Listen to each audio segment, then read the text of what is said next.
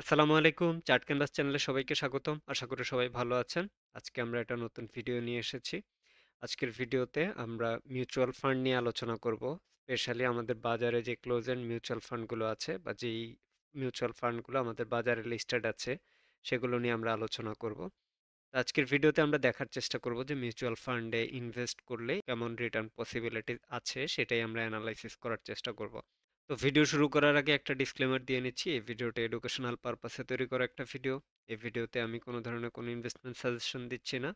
এই ভিডিও দেখে কেউ কোনো ধরনের ইনভেস্টমেন্ট ডিসিশন নেবেন না। মনে রাখবেন পুঁজিবাজার ঝুঁকিপূর্ণ, জেনে ও বুঝে বিনিয়োগ করতে হবে আপনাকে। তো আমরা মূল ভিডিওতে যাব তার আগে যারা আমাদের চ্যানেলে এখনো সাবস্ক্রাইব করেন নাই প্লিজ সাবস্ক্রাইব দ্য চ্যানেল। আর যারা অলরেডি সাবস্ক্রাইব করে ফেলেছেন তারা কমেন্টে জানাবেন যে এই ভিডিওটা কেমন লাগতেছে আপনাদের কাছে। তো এবার আমরা ভিডিওতে চলে আসি। তো আমরা এইখানে আমাদের মার্কেটে যেই যতগুলো মিউচুয়াল ফান্ড লিস্টেড আছে, তার মানে যতগুলো ক্লোজ এন্ড মিউচুয়াল ফান্ড আছে সবগুলো লিস্ট এখানে করেছি। সো এই মুহূর্তে আমাদের মার্কেটে 37 মিউচুয়াল ফান্ড লিস্টেড আছে। সো এইখানে সেই 37টা সবগুলো ফান্ডের লিস্টই এখানে দেয়া আছে এবং একই সাথে আমাদের সেপ্টেম্বর 2024-এর যেই এনএভি সেই ডেটাটা এখানে নেওয়া আছে। তো আমরা মেইনলি এই টাইমে চারটা ডিফারেন্ট টাইম হরাইজনে এই এনএভিটাকে কম্পেয়ার করব, যেটা আসলে এই 2024 সালের ডিসেম্বর মাস পর্যন্ত। সো এখন ডিসেম্বর মাস চলতেছে। সো এই ডিসেম্বর মাস পর্যন্ত, বছরের প্রথম থেকে ডিসেম্বর পর্যন্ত তার এনএভি কি পরিমাণ চেঞ্জ হয়েছে সেটা আমরা দেখার চেষ্টা করব এবং একই সাথে 2023 সালে তার এনএভি কি পরিমাণ রিটার্ন দিয়েছে সেটা দেখার চেষ্টা করব। আর 2021 থেকে 2023 সাল পর্যন্ত কি পরিমাণ রিটার্ন এসেছে সেটাও দেখব। একই সাথে 2019 থেকে 2023-এ কেমন রিটার্ন এসেছে সেটাও দেখব। তো এই চার্টটাতে ইন্ডিভিজুয়ালি যাওয়ার আগে আমরা বলে নিচ্ছি এখানে মার্কেট এই টাইমে 2024-এর ডিসেম্বর পর্যন্ত, ডিসেম্বরের 1 তারিখ পর্যন্ত মার্কেট এই টাইমে রিটার্ন জেনারেট করেছে -9.7% এবং 2023 সালে ডিএসসি এক্স ইন্ডেক্সের রিটার্ন ছিল 0.6% এবং 2021 থেকে 2023 সালের রিটার্ন ছিল 5% আর 2019 থেকে 23 সালের রিটার্ন ছিল 3%। তো এই জায়গায় আমরা মার্কেটের যে রিটার্ন সেটার সাথে ইন্ডিভিজুয়ালি প্রত্যেকটা মিউচুয়াল ফান্ডের রিটার্নটাকে এইখানে কম্পেয়ার করব। সো আমি যদি একটু এক্সাম্পল বলি, যেমন ফার্স্ট যে ফান্ডটা, এই ফান্ডটা 2024 সালে এখন পর্যন্ত এনএভি রিটার্ন ছিল -19.3% এবং এই বছর ডিএসসি এক্স ইন্ডেক্সের রিটার্ন ছিল -9.7%। সো এইখানে যেই পার্টটা, এই জায়গাটা আমরা দেখতে পাচ্ছি যে এই স্টকটা বা এই যে মিউচুয়াল ফান্ডটা, এই ফান্ডটা আসলে ইন্ডেক্সের চাইতে কত পার্সেন্ট খারাপ করেছে। সো এইটা আমরা এইখানে দেখতে পাচ্ছি। এইটার যদি আমরা সেকেন্ড এই জায়গার যদি এক্সাম্পলটা দেখি, এই মিউচুয়াল ফান্ডটা আসলে এই বছর খারাপ করেছে -8.1%, আর যেখানে মার্কেট ব্রডার ইন্ডেক্স নেগেটিভ ছিল -9.7%। দ্যাট মিন্স কিন্তু এই যে মিউচুয়াল ফান্ড এটা কিন্তু আসলে ইন্ডেক্সের চাইতে ভালো করেছে। সো এই জায়গাটায় 1.6% ইন্ডেক্সের চাইতে ভালো করেছে। সো এই পার্টটুকুতে, এই যে এখানে যে চারটা পার্ট, এই পার্টে আমরা মেইনলি আসলে দেখব যে এই টাইম হরাইজনে ইন্ডিভিজুয়াল যে মিউচুয়াল ফান্ডটা, ওই ফান্ডটা আসলে মার্কেটকে কতটুকু আউট পারফর্ম অথবা আন্ডার পারফর্ম করেছে। তো এখানে আসলে রেড যেই নাম্বারগুলা, মানে মাইনাস যেগুলাতে আছে সেগুলা সেগুলা প্রত্যেকটা আন্ডার পারফর্ম করেছে এবং যেগুলো গ্রিন সেগুলো আসলে ওভার পারফর্ম করেছে। একই সাথে এইখানে আসলে এই ফান্ডটা কত সালে শেষ হবে বা এই মিউচুয়াল ফান্ডটা ইন্ডিভিজুয়ালি কোন ফান্ডটা কত সালে শেষ হবে সেটাও এখানে দেয়া আছে। আর এই জায়গায় আসলে তার এনএভি দেয়া আছে সেপ্টেম্বর 2024-এর অনুযায়ী। আর এখানে বর্তমান ডিসেম্বর 1 তারিখ পর্যন্ত তার প্রাইস দেয়া আছে। সো সে তার প্রাইস থেকে বা এনএভি থেকে তার প্রাইস কত পার্সেন্ট নিচে বা বর্তমান প্রাইসে কিনলে তার এনএভিতে গেলে বা যখন তার রিডেমশনটা হবে, সো ওই রিডেমশন পর্যন্ত ওয়েট করলে কত পার্সেন্ট রিটার্ন পাওয়া যেতে পারে, যেটা এইখানে দেয়া আছে প্রাইস টু ন্যাভ গ্যাপ। তো এটা যদি একটু এক্সাম্পল বলি, যেমন এই যে জনতা মিউচুয়াল ফান্ড, তো এটার আসলে প্রাইস বর্তমানে 3 টাকা 40 পয়সা ট্রেড হচ্ছে মার্কেটে এবং এর এনএভিটা যদি দেখি 60 টাকা 89 পয়সা। তার মানে এই স্টকটাকে যদি 3 টাকা 40 পয়সায় কেউ কিনে এবং সেটা যদি তার ন্যাভে যাওয়ার পরে কেউ যদি সেল করে অথবা রিডেমশন পর্যন্ত যদি ওয়েট করে এবং রিডেমশনে যদি তার এই এনএভিটা থাকে, তাহলে এই স্টকটা থেকে বা এই মিউচুয়াল ফান্ডটা থেকে যে 3 টাকা 40 পয়সায় কিনবে তার হয়তো 132% রিটার্ন পাওয়ার একটা সম্ভাবনা রয়েছে। তো এইখানে আসলে প্রাইস টু ন্যাভ গ্যাপ এটাতে যেগুলো প্লাস সেগুলোতে আসলে পজিটিভ রিটার্ন পাওয়ার সম্ভাবনা, এবং যেগুলো মাইনাস সেটা আসলে তার মানে তার এনএভির চাইতে সে অনেক বেশি দামে ট্রেড হচ্ছে। দ্যাট মিন্স বর্তমান দামটা কিনলে এনএভির চাইতে 74% বেশি দামে কেনা হবে। তো এইখানে সেম আরেকটা ফান্ড আছে যেটা আসলে 20 টাকা তার প্রাইস ট্রেড হচ্ছে, এবং এনএভি 11 টাকা 37 পয়সা। এখানে সবগুলো মিউচুয়াল ফান্ডের ডেটা মোটামুটি দেওয়া আছে। এবার আমরা আসলে আমাদের ইচ্ছে মতো কিছু ডেটা নেব। সো আমরা প্রথমেই দেখি যে 2024 সালে কোন কোন স্টকগুলা বা কোন কোন মিউচুয়াল ফান্ডগুলা সবচেয়ে ভালো পারফর্ম করেছে। সো এই জায়গায় যদি আমরা সেটা দেখি, তো আমরা এখানে সর্ট করে নিলাম। সর্ট করে নেওয়ার পর আমরা দেখতেছি যে এসিএমএল এর 3টা ফান্ড, 3টাই মোটামুটি ভালো পারফর্ম করেছে, এবং 3টাই মার্কেটকে প্রথমটা ওভার পারফর্ম করেছে 8.8% বা অলমোস্ট 9%, এবং সেকেন্ডটা 6.1%, আর থার্ডটা 5.2%। তো এখানে বলে নিচ্ছি সেকেন্ড বা এই যে এসিএমএল আইবিবিএল যেটা, এটা আসলে সরিয়া ফান্ড। সো এটাকে আসলে সরিয়া ইন্ডেক্সের সাথে কম্পেয়ার করা হয়েছে। তো এখানে আমরা দেখতে পাচ্ছি যে এই বছর আসলে মোটামুটি এই কয়টা ফান্ডই ডিএসইএক্স ইন্ডেক্সকে ওভার পারফর্ম করেছে। এবং একই সাথে আমরা যদি এই বছরের এনএভি চেঞ্জেসটা দেখি, সো এনএভি চেঞ্জটা দেখলে দেখতে পাচ্ছি যে এই বছর কম বেশি আসলে সবারই এনএভি কমেছে বছরের বা জানুয়ারির 1 তারিখের তুলনায়। সো এখন পর্যন্ত বা সেপ্টেম্বর কোয়ার্টার পর্যন্ত সবারই কম বেশি এনএভি কমেছে। বাট সবচেয়ে কম কমেছে আসলে এসিএমএল এর 3টা ফান্ডের, যার মধ্যে এসিএমএল সিএমএফ যেটা, এটা আসলে -9% কমেছে, -0.9%। আর সেকেন্ডটা 1.4% মাইনাস, এবং তারপরেরটা -4.6%। তো এই 3টা ফান্ডই মোটামুটি অনেক কম কমেছে। আর সবচেয়ে বেশি কমেছে যে ফান্ডটা এই বছর 2024-এ, সেটা হলো 20% কমেছে এই বছর। তার এনএভি 20% কমেছে। তো আমরা আসলে এইখানে তার যেই রিটার্নটা ইন্ডেক্সের তুলনায় যে রিটার্ন বা ইন্ডেক্সকে ওভার পারফর্মের যে রিটার্নটা, সো এটাই আসলে আমরা মেইনলি এখানে দেখব। তো এখানে যদি আমরা এটা দেখি সেক্ষেত্রে আসলে দেখাই যাচ্ছে যে এসিএমএল এর 3টা ফান্ড মোটামুটি ভালো করেছে, এবং একই সাথে আমরা যদি দেখি যে এই ফান্ডগুলোর কম বেশি সবারই আসলে ডেটা রেড, একটা না একটা ক্রাইটেরিয়াতে রেড আছে এতটুকু পর্যন্ত। সো এই ফান্ডটার, এই যে আইসিবির অগ্রণী যে ফান্ডটা, এই ফান্ডটার কোনো রেড নাই। আর এসিএমএল এর এই 3টা ফান্ডের যেই আমাদের যে টাইম ফ্রেম, এই টাইম ফ্রেমে কোনো রেড নাই, বা এই টাইমগুলোতে সে অলওয়েজই আসলে মোটামুটি বা লঙ্গার পিরিয়ডও কম হলেও সে ইন্ডেক্সকে বিট করে আসতেছে।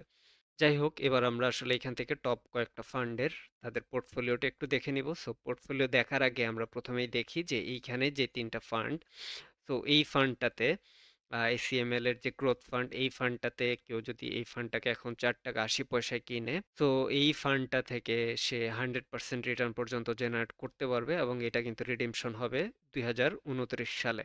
বর্তমানে 2025 সাল অলমোস্ট, এবং সেই হিসাবে আসলে প্রতি বছর অলমোস্ট 25%-এর মতো করে। আর এই ফান্ডটা 2027 সালে রিডিমশন হবে, এবং এটাকেও কেউ যদি বর্তমান প্রাইসে কিনে সেক্ষেত্রে 51% পর্যন্ত রিটার্ন পাওয়ার পসিবিলিটিস আছে। এবং এই ফান্ডটার প্রাইস 6 টাকা করে ট্রেড হচ্ছে মার্কেটে, এবং এইটা 2026 সালে রিডিমশন হবে, এবং এটার থেকেও 67% রিটার্ন পাওয়ার একটা পসিবিলিটিস আছে। তো আমরা এইখান থেকে এই ফান্ডটা যেহেতু আসলে 2029 সালে রিডিমশন হবে, সো এই ফান্ডটা আমরা দেখব না। আমরা এসিএমএল এর ফার্স্টের 2টা ফান্ড দেখব, এবং এরপর এনসিসিবিএল এর এই ফান্ডটা আমরা এটা দেখব না। আর আইসিবির এই ফান্ডটা আমরা দেখব, আইসিবি অগ্রণী যে ফান্ডটা, তো এই ফান্ডটা আমরা দেখে নিই। তো প্রথমেই আসি এসিএমএল। তো এসিএমএল এর যদি সিএমএফ যেই ফান্ডটা, এটা যদি আমরা দেখি, এদের পোর্টফোলিওতে আমরা দেখতে পাচ্ছি যে তারা আসলে তাদের পোর্টফোলিওতে Beximco pharma, City Bank, DBH, এবং Bata shoe, BATBC, BRAC bank, BSC PLC, confidence cement, Dutch Bangla bank, EBL, GP, Heidelberg, IDLC, Jamuna oil, Linde BD, Marico, MGL, Olympic, Renata, Singer BD, Square pharma, Summit power, ACME lab, UPGDCL, আর জিআইবি, এবং Berger PVL, best holding. So এইখানে কিন্তু এই ফান্ডটার যতগুলো company আছে সবগুলোই কিন্তু মোরলেস ভালো কোম্পানি, এবং এই ফান্ড তার পোর্টফোলিওতে 26টা মার্কেটে ট্রেড হচ্ছে এরকম 26টা কোম্পানি হোল্ড করতেছে। এবং একই সাথে আইসিবির যে অগ্রণী ওয়ান যে ফান্ডটা যেটার কথা আমরা এতক্ষণ বলতেছিলাম ওই ফান্ডটাকেও কিন্তু সে কিনে রাখছে বা সেটাকেও হোল্ড করতেছে। আর তার কিছু বন্ডে ইনভেস্টমেন্ট আছে, ব্যাংক এশিয়া বন্ড এবং আইবিবিএল বন্ড, কিছু বন্ডে ইনভেস্টমেন্ট আছে। আর এছাড়া আমরা দেখতে পাচ্ছি যে তার ওপেন অ্যান্ড মিউচুয়াল ফান্ডে কিছু ইনভেস্টমেন্ট আছে। তো এই কোম্পানিটার কিন্তু ওভারঅল কন্ডিশন মোটামুটি ভালোই মনে হচ্ছে। এখানে সে যে কোম্পানিগুলোতে ইনভেস্ট করেছে সবগুলাই মোটামুটি ভালো কোম্পানি। বাট হোল্ডিং লিস্টটা একটু ছোট হলে হয়তো ভালো হতো, কারণ এইখানে আসলে দেখতে পাচ্ছি যে অলমোস্ট 3 স্টার মতো সে কোম্পানি হোল্ড করতেছে। তো আমরা যদি এবার এসিএমএল এর সেকেন্ড ফান্ডটাতে যাই, সো এসিএমএল এর এই সেকেন্ড ফান্ডটাতে আমরা দেখতে পাচ্ছি যে তারা অলমোস্ট 20টা ফান্ড হোল্ড করতেছে। তো আগেরটাতে 30টার মতো ছিল, এটা 20টার মতো।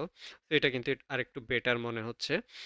সো এইখানে যদি কোম্পানিগুলো দেখি আমরা, Bata shoe, BSC PLC, Beximco pharma, GP, Heidelberg, Linde BD, Marico, MJLBD, Olympic, RAK ceramic, Renata, Shahjalal Islami bank, Square pharma, UPGDCL এবং Berger paint, LHB, GIB, Unilever. তো এখানেও দেখা যাচ্ছে যে জিআইবি আর শাহজালাল ইসলামী ব্যাংক এই দুইটার ফাইন্যান্সিয়াল কন্ডিশনটা হয়তো একটু অসুবিধা আছে।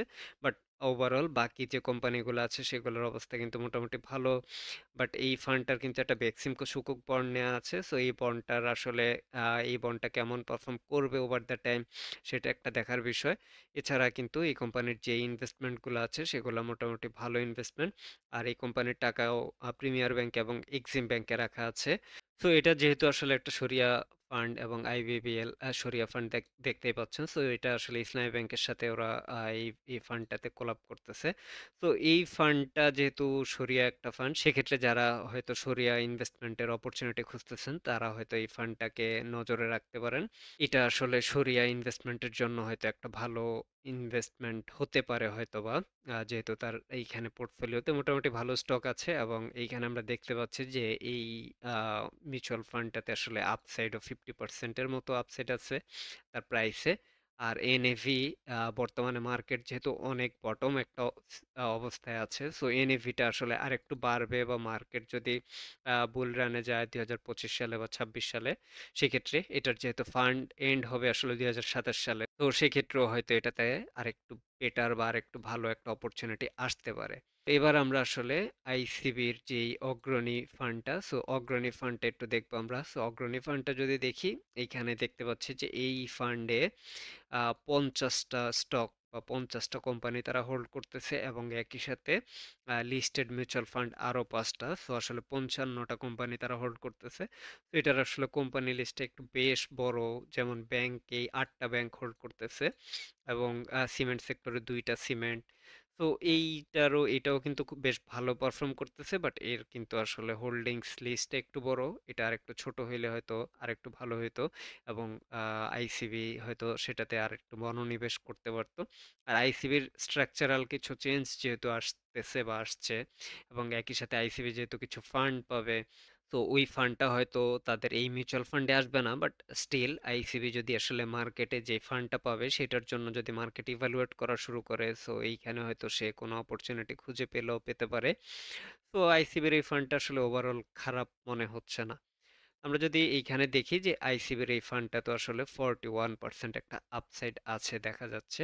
তো এবার আমরা একটা কাজ করি, এইখানে আসলে আমরা সর্ট করি যে 2019 থেকে 2023-এর যেই রিটার্নগুলা আছে বা 2019 থেকে 23-এ যে কোম্পানিগুলো রিটার্ন ছিল, তো এইখানে আমরা দেখতে পাচ্ছি যে একটা কোম্পানি 8% 2019 থেকে 23 রিটার্ন দিয়েছে। সো এই কোম্পানিটা বর্তমানে বা কারেন্ট ইয়ারে ইন্ডেক্সকে 5% আন্ডার পারফর্ম করতেছে। সো এইখানে এই ফান্ডটা আমরা একটু দেখবো। এটা আসলে রিডেমশন হবে 2030 সালে। তো এটা আসলে আইসিবি EPMF1S1। তো এটা আসলে এমপ্লয়িজ প্রভিডেন্ট মিউচুয়াল ফান্ড যেটা, এটা। তো এটাও যদি দেখি, এই ফান্ডে দেখতে পাচ্ছি যে তারা আসলে 60টা স্টক হোল্ড করতেছে এবং 3টা লিস্টেড মিউচুয়াল ফান্ড হোল্ড করতেছে এবং কিছু কর্পোরেট বন্ড হোল্ড করতেছে। তো এই ফান্ডটাতেও আসলে এইখানে কিছু ইনভেস্টমেন্ট দেখা যাচ্ছে যেগুলো হয়তো পারফেক্ট ইনভেস্টমেন্ট বা আরেকটু ভালো হয়তো করা যেত। ফ্যামিলি টেক্সট বা তাল্লু স্পিনিং এগুলার চাইতে হয়তো আর একটু ভালো করা যাইতো। ইভেন্টস টেক্সটাইল, তো এই জায়গাটায় এই ফান্ডটাও কিন্তু ওভার দ্য টাইম বা মোটামুটি 19 থেকে 23 সালে একটা ভালো রিটার্ন জেনারেট করেছে, এবং এখনো আমরা দেখতে পাচ্ছি যে প্রাইস টু ন্যাভে এই ফান্ডে 45% আপসাইড রয়েছে। তো এবার যদি আমরা আসলে জাস্ট প্রাইস টু ন্যাভের যে আপসাইড সেটা দিয়ে যদি আমরা একটু দেখার চেষ্টা করি, সো আমরা সেক্ষেত্রে দেখতে পাচ্ছি যে আহ, এইখানে আসলে কয়েকটা ফান্ড রয়েছে। সো এই যে এই ফান্ডটাতে প্রায় 200%-এর মতো রিটার্ন পাওয়ার একটা পসিবিলিটি আছে, বাট এইখানে তাদের দেখা যাচ্ছে যে লং টার্মে তারা আসলে ভ্যালু জেনারেট করতে পারতেছে না, যেই কারণেই তারা এনএভির চাইতে তাদের ন্যাব যেটা এটার চাইতে অনেক কম দামে ট্রেড হচ্ছে। সো এটা আসলে মেক সেন্স করতেছে মোটামুটি। তো সেক্ষেত্রে আসলে মিউচুয়াল ফান্ডের ক্ষেত্রে মিউচুয়াল ফান্ড সিলেক্ট করতে চাইলে এসিএমএল এর 3টা ফান্ডের মধ্যে একটা সিলেক্ট করা যেতে পারে, বা চাইলে কেউ যদি সরিয়া ফান্ডেরটা করতে চায় সেটাও করতে পারে, এবং অথবা চাইলে আসলে 2টা ফান্ডেও সিলেক্ট করতে পারে। আর আইসিবির যদি সিলেক্ট করতে চায় সেক্ষেত্রে আইসিবি অগ্রণী ফান্ডটা নেওয়া যেতে পারে, এবং আইসিবির আরেকটা ফান্ড আছে এই যে এই ফান্ডটা। সো এই 2টা ফান্ডেরই আমরা পোর্টফোলিও মোটামুটি একটা ওভারভিউ করার চেষ্টা করেছি। তো আমরা আজকের ভিডিওতে এই ফান্ডটা এবং আইসিবির অগ্রণী ফান্ড আর এসিএমএল এর 2টা ফান্ড আমরা মোটামুটি ওভারভিউ বা রিভিউ করার চেষ্টা করেছি। আমাদের কাছে মনে হচ্ছে যে বর্তমানে যেই ক্লোজ এন্ড মিউচুয়াল ফান্ডগুলো আছে সেগুলোর মধ্যে হয়তো এই 2-3টা বা এই 4-5টা ফান্ডে ইনভেস্ট করার মতো একটা পজিশনে এই 4-5টা ফান্ড আছে। তো এই ছিল আমাদের মিউচুয়াল ফান্ড রিভিউ ভিডিও। ভিডিওটা আপনাদের কাছে কেমন লেগেছে অবশ্যই কমেন্টে জানাবেন। একই সাথে যারা আমাদের চ্যানেলে আজকেই প্রথম বা যারা আমাদের চ্যানেলে এখনো সাবস্ক্রাইব করেন নাই, প্লিজ সাবস্ক্রাইব দ্য চ্যানেল। আর যারা অলরেডি সাবস্ক্রাইব করে ফেলেছেন, নেক্সট কি ভিডিও দেখতে চান অবশ্যই কমেন্টে জানাবেন। ধন্যবাদ সবাইকে। আসসালামু আলাইকুম।